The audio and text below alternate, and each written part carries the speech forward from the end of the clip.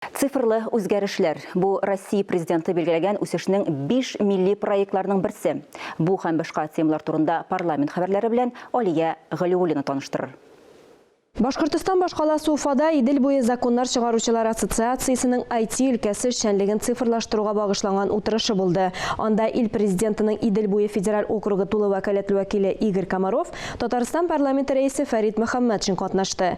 Фәрит Мөхәммәтшин Дәүләт Советы исеменнән Чувашия Дәүләт Советы белән хезмәттәшлек турында килешүгә кул куйды. Парламент рәисе җомга көнне Лаешта булып кайтты. Фәрит Мөхәммәтшин күп профильле лицейда Белогорье яшьләр үзәгендә башка берничә объектта булып район активы белән очрашты. Россия экономиясын ныгытуда фән аерым роль уйный. Башкортстанда сәфәрен Фәрит Мөхәммәтшин Дәүләт нефть-техник университетыннан башлады. Ректор Олег Баулин Татарстан парламенты рәисе Россиянең ире нефть-газ предприятиелары коворкинг зоналарын күрсәтте. Лабораторияда студентлар углеводород материалларын, нефть казылмаларының үзенчәлекләрен өйрәнәләр. Цифрлы технологиялар ярдәмендә яңа ятмаларны эшләүне, кара алтын чыгаруны модельләштерәләр. Фәрит Мөхәммәтшинга беренче һөнәри белем бирү темасы яхшы таныш. Ул Уфа нефть институтын тәмамлаган. Шуңа күрә булачак нефть чыгаручыларның әзерлеген белгеч буларак та бәяләде. Уфимский нефтяной институт и тогда был лучшим в Советском Союзе по подготовке кадров нефтяников. И требования растут к кадрам.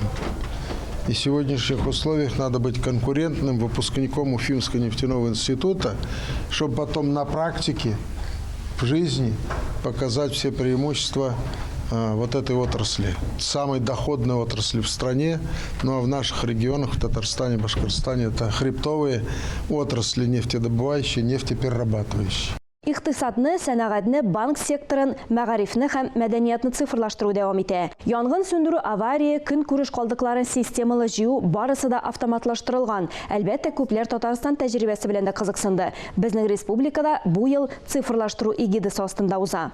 Беренчедән, барлык дәүләт һәм муниципаль хезмәтләрне электрон рәвешкә күчерәләр. Икенчедән, авылларга югары тизлекле интернет үткәрелә. Ә өченчедән, күптән түгел Казанда Бәшир Рәмиев исемендәге уникаль IT парк ачылды. Ул IT-бизнеста беренче адымнарын ясаучылар өчен дә, киләчәкнең җитди проектларын булдыручылар өчен дә кирәк. Цифрлаштыру җитди һәм перспективалы тема. Шуңа күрә бу турыда ассоциация утырышында Башкортстан башлыгы Ради Хабиров та әйтте. Сейчас важно поддержать наши российские IT-компании, создать комфортные условия для их работы и предотвратить отток кадров из отрасли. Цифр трансформациясы Россия президенты белгеләгән үсешнең 5 милли максатларының берсе. Дәүләт башлыгының Идел буенда тулы вәкаләтле вәкиле шуны искә төшерде. Санкция басымы микроэлектроникада күзәтелә. Шулай ук Игорь Комаров округ субъектларына, гражданнарга һәм аларның гаиләләренә ярдәмгә килгән 4 Россиянең яңа төбәгенә ярдәм иткән өчен рәхмәтен белдерде. Будет правильно, если региональные меры будут распространяться не только на семьи мобилизованных, но и военнослужащих и именных добровольческих подразделений, кадровых военных. Поддержка должна продолжаться и после отъезда защитников Родины в зону боевых действий.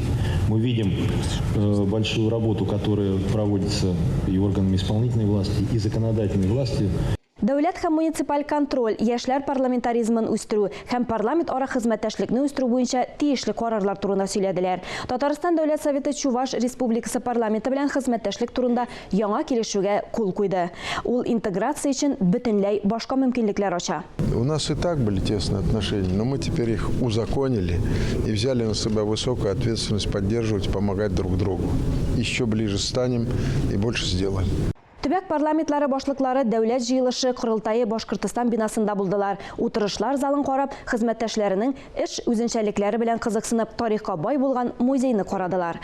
Тагын бер мөһим миссия. Президентның тулы вәкаләтле вәкиле һәм парламентарийлар генерал-майор Миңнегали Шаймуратов һәйкәленә чәчәкләр салды. Дәүләт Советында Татарстан Конституциясын кабул итүгә 30 ел тулуга багышланган республика конкурсларында җиңүчеләрне бүләкләү тантанасы узды. Фәрит Мөхәммәтшин Татарстанның халык депутатларына хакимият институтлары, җәмгыять һәм гражданнар арасында, республика һәм федераль үзәк арасында социаль хезмәттәшлекнең яңа төрен җайга сала торган законнар эшләргә һәм кабул итәргә туры килүен билгеләп үтте. Татарстан Конституциясының 30 еллыгы үзеңне тикшер республика конкурсы һәм Татарстан Конституциясы тарих һәм заманчалык интеллектуаль уены юбилей датасы алдыннан узды. Беренче проектта республиканың төп законын билгеләүгә онлайн тест уздыруда 10 мең ярым кеше катнашты.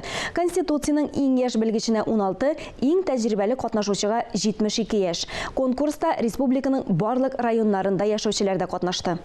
Узган атнаның парламент хәбәрләре турында кыскача шулар иде.